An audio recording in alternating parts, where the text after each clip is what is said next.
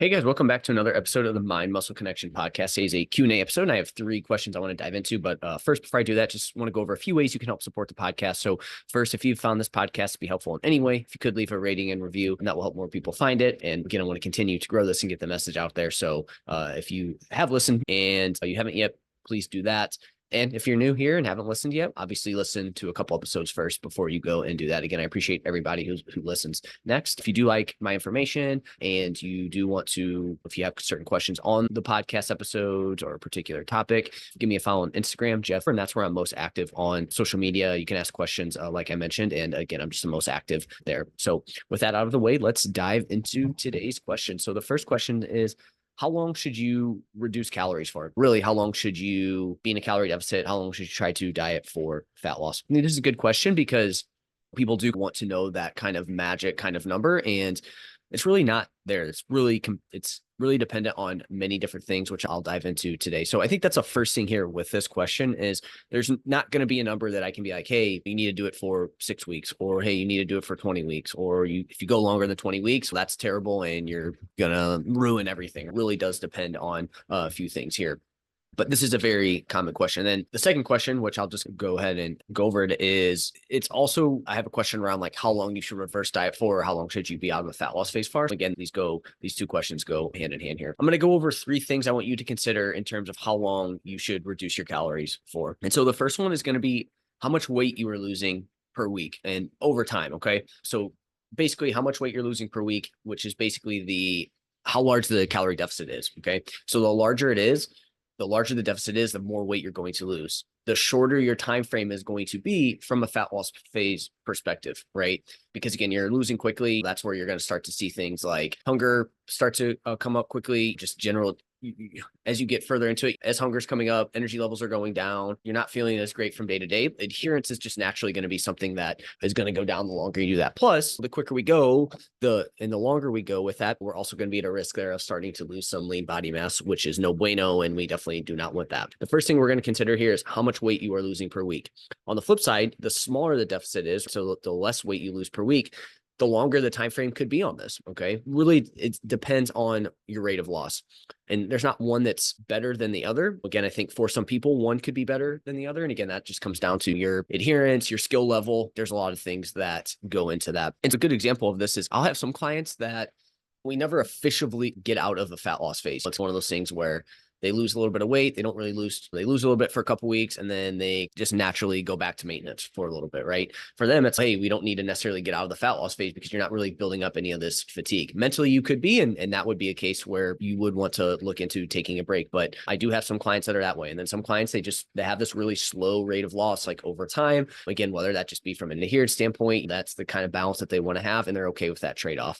And again, there's nothing wrong with that. That is how some clients will be in this process. But also implementing things like diet breaks and refeed days can prolong the time frame. So like I just mentioned there, I'll have some clients that will lose for a couple of weeks, maybe things slow down for a couple of weeks. Like they have these diet breaks built in, sometimes on purpose, but not always on purpose. And this also comes back to just the reframing of maybe not necessarily seeing weight loss week over week. Now, again, if mentally this is fatiguing and whatnot, then that's something we need to look into. But again, implementing things like diet breaks and refeed days can prolong this process. So you could be somebody who's losing it X amount of weight per week, but if we implement some refeed days, we implement a week where we slow down, we can extend this dieting phase, right? So this is again where it's like, hey, you need to be in a diet phase for 8 to 16 weeks. It's contingent on how much weight you're losing per week. Are you implementing diet breaks and whatnot? And we'll talk about what the next one is that's going to impact it as well too. So it's like, all right, what is that rate of loss per week? I would say on the quicker side, we're looking at 0.75 to 1% of body weight per week or higher. If you're on there, again, that's pretty quick. You're probably not going to be able to be in a fat loss phase for an extended period of time, unless again, we implement things like diet breaks and some refeeds along the ways there. The tough thing is, again, the adherence side of things, like all the things I mentioned, once people get to that 1% of weight loss per week, it's really hard to adhere to that for extended periods of time anyways, because that means that you're going to have to be in a larger energy deficit, which means that you're probably going to have to be pretty restrictive with your food intake on there. And then what would be smaller? That's anything under 0.75% of body weight per week. This could be 0.2% of body weight per week. This could be anywhere up to 0.5, but anything like that would be considered the smaller the deficit is, the slower the weight loss is on that. So again, just generally speaking, the quicker you go, the shorter it's going to be, again, from an adherence standpoint and also a biofeedback standpoint as well too. So the second thing we're going to consider here in terms of how long your fat loss phase is going to be is how much weight you have lost relative to your body weight. So again, obviously how quickly we lose weight is going to play a role here, but also weight you have lost. So I find that around 10 to 15% loss of body weight is when things slow down and become pretty challenging, right? That's where you start, irregardless of the deficit, you do start to see like hunger pick up and energy levels go down, and just again, general adherence and like motivation to continue goes down around that 10 to 15% loss of body weight. Okay. So again, we're also looking at how much you have lost. Again, this is just a number here. It could, for some people, could be more, it could be less there with that. So again, once you get to this point, increasing back to your maintenance calories for a bit probably is the best option here, physically and mentally as well too there. So again, we want to consider how much weight we have lost overall. And again, that's at 10 to 15% of body weight is when I start to see things really slow down. And again, you're better off taking a break from that fat loss phase. Another thing we're going to consider is your biofeedback as well too, right? So like, how are you feeling? How are you feeling hunger wise? How are you feeling energy level wise? What's your libido like? What's your motivation to continue? Are you still able to progress training and you feel good about it, right? Because here's the thing, if you're feeling good, why would we stop? This is why we don't want to put these kind of arbitrary numbers to things, because somebody could be feeling good. And again, we don't need to stop at that point. So these are the three things we're going to consider, right? We're going to consider how quickly you're losing weight. We're going to consider how much weight you have lost overall in this particular dieting phase. And we're going to consider your biofeedback. This is where we have these numbers, but we can also be flexible with it. If somebody is losing relatively quickly, we're making sure they're hitting enough protein, they're weight training, they're not losing muscle, they've lost 15% of their body weight, but they're feeling good and they want to continue, let's keep going, right? That would be like, why would we stop at that point? Whereas on the flip side, it's like, hey, somebody's losing super quick. They've already lost 15% of their body weight. They're super hungry, energy levels are low, libido is in the drain, they're not really feeling that, their motivation's really low to continue. At that point, hey, we probably want to go back to maintenance and focus on something else for a brief period of time.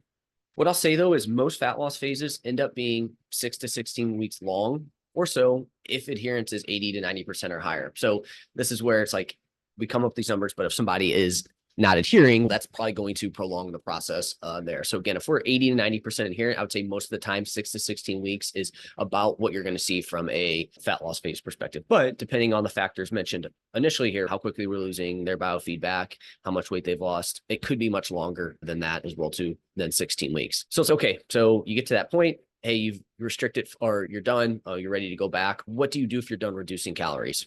You want to take some time to go back to your maintenance calories for some time.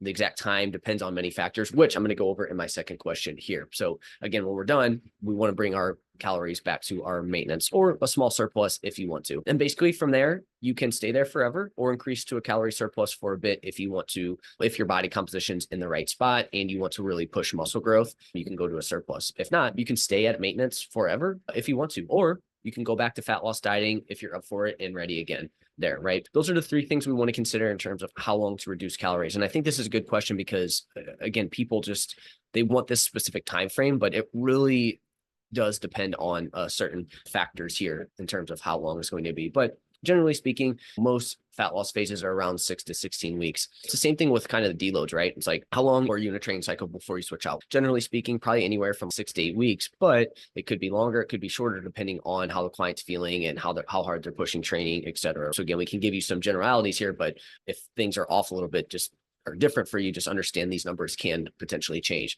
I've had some clients that like I said, we haven't necessarily been like, hey, let's go back to maintenance. We're in what I call quote unquote body recomp phase, but we're still aiming for a small deficit, and we'll have these stretches where they really push it and then they go back to their maintenance just naturally, but we don't ever see them like regain weight or anything like that. And again, those phases could last all the way up to a year or longer, because again, so long as they're feeling good, we're looking at how much weight they've lost relative to their body weight. And again, we're looking at that rate of loss there. So hopefully that's helpful on that. So my next question is, will a cut be effective if you only reverse for 2 months prior? So again, this is one of those like questions of, hey, so I did this for 2 months. Am I ready to go back to a fat loss phase? And it's really hard to say again, without this information, right? And just there's there's 3 things you want to consider for how long you should do a fat loss phase. There's also some things we want to consider for going back to a fat loss phase.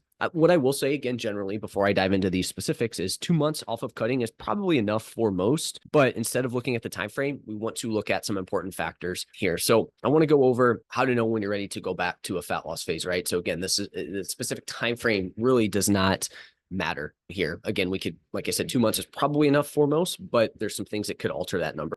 One thing we're going to look at is how lean you are. If you aren't super shredded, you could probably cut more if you want. But if you're still pretty lean and like you got under, say, like for men, like under 10% body fat, for women, you're under like 15 to 17%, you probably aren't ready to go back to a fat loss phase, right? I think at that point, you would just need to ask yourself, what would be the point of getting more if you're not like doing a bodybuilding show there, right? How lean you are is going to play a role here. And I think that, again, that would be more geared toward people who are like physique competitors and stuff like that. But again, there's definitely some people who stay super lean. So I think if you're in that situation where you're super lean, that cut probably isn't going to be effective. But I think most people probably aren't at that point. Again, 2 months is, again, probably a good number of, okay, that should be enough, unless you're like at these super lean levels that I just talked about.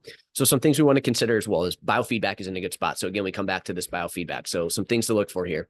You're not food focused, energy levels are stable, hunger and cravings are in check, your libido's normal, your menstrual cycle's regular, gut health, digestion is good. Again, some of these are subjective, so having someone to follow up and question them a bit more can be helpful. But again, generally speaking, if those are good, you're probably ready to, you have at least one piece of the equation where your cut will be somewhat effective if you go back. Now, if you're 2 months in and you're still food focused, energy levels are not super stable, you're still somewhat lethargic, hunger and cravings are not in check, like you're still hungry, you're still having some cravings, libido is still hit or miss, your menstrual cycle is not regular, and your gut health and digestion are off. If you go back to a fat loss phase in a deficit, you're probably not, it's probably not going to be as effective. So we want to definitely look at these things. And again, same thing with the fat loss phase in terms of how long do you reduce your calories. This would be the same thing there. The next thing we're going to look at is you took at least 1/3 to 2/3 of the time frame of dieting off of dieting. So if you dieted for 3 months, and you should probably have taken at least 1 to 2 months off before going back. So again, if you dieted for a year straight and you did 2 months, it's probably pretty short. Now, again, the biofeedback stuff is really going to be the big thing at play here, because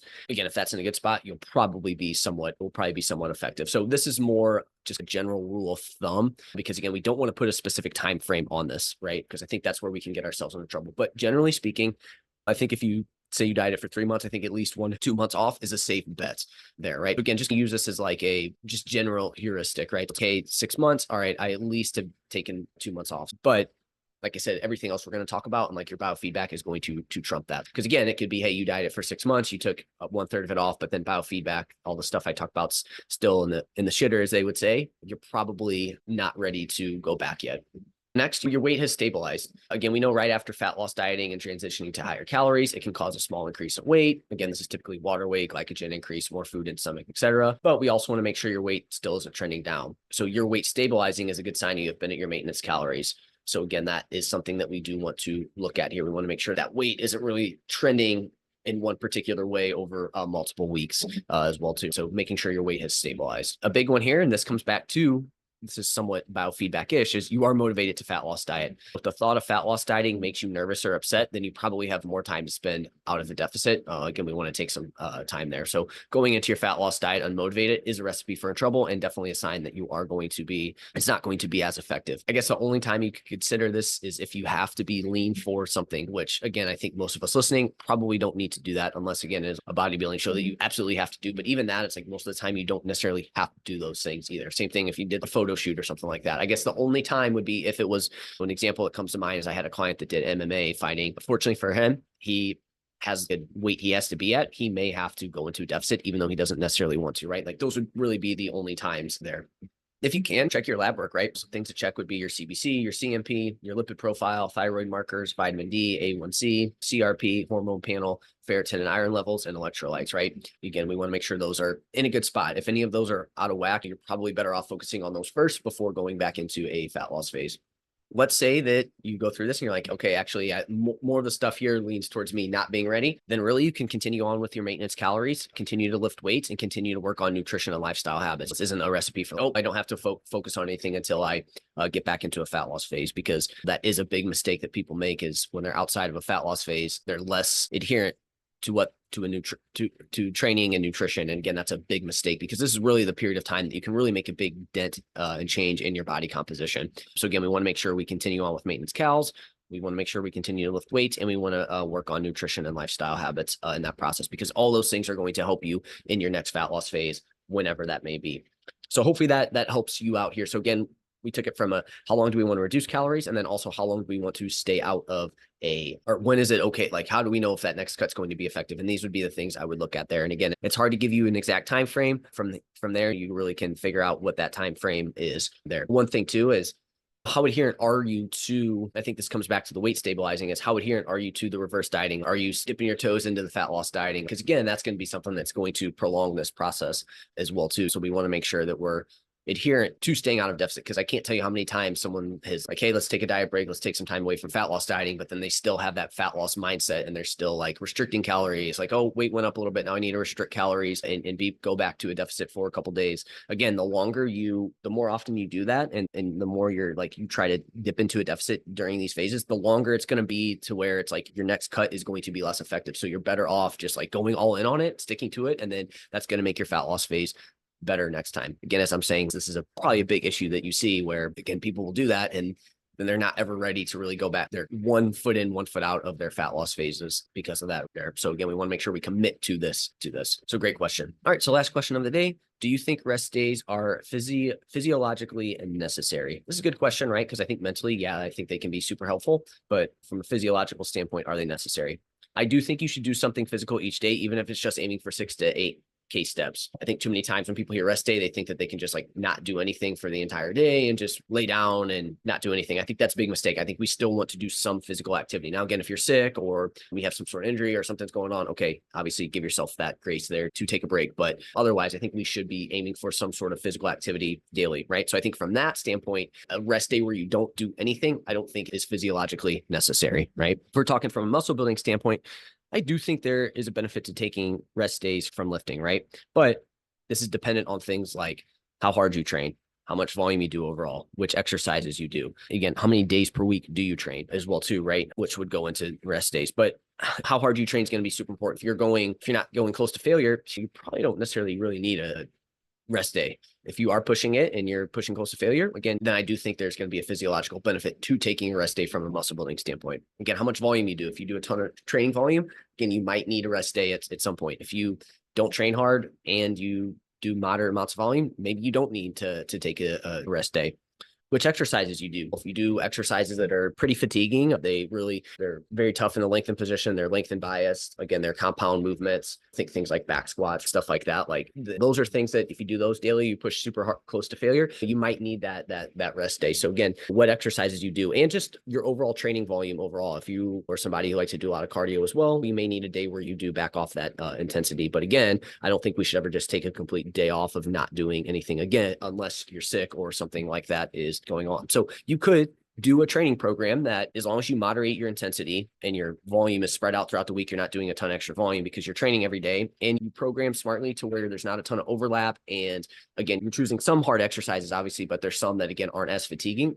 I think you could train 7 days a week. And again, also on top of it, we're making sure that our recovery outside of the gym is on point too, right? We're eating enough, we're sleeping, we're managing other life stressors. Then you could definitely train 7 days a week, but we have to manage those other things like the volume, like the training intensity. You can't train every single day and train to failure every single day. You can't train Romanian deadlifts every single day that you go in, push them to failure. Because again, that's going to be something that you're going to need rest day from that, right? So that's my thought on it. It's really it's hard to answer these questions like, yes, it's physiologically necessary, or no, it's not, because there is a lot that goes into it there. So hopefully that makes sense. And great questions today. That's it for this episode. If you do have questions on how long you need to be in a fat loss phase for, or when you're ready to go back to a fat loss phase, my free 30-minute strategy call is for you. The link to that is in the show notes, and I look forward to chatting with you. And that's it for this episode. Talk to you next time. It is a solo episode, and I want to dive into 8 lessons from my 2023 fat loss phase, which is my most previous fat loss phase. I thought this would be some good lessons for you to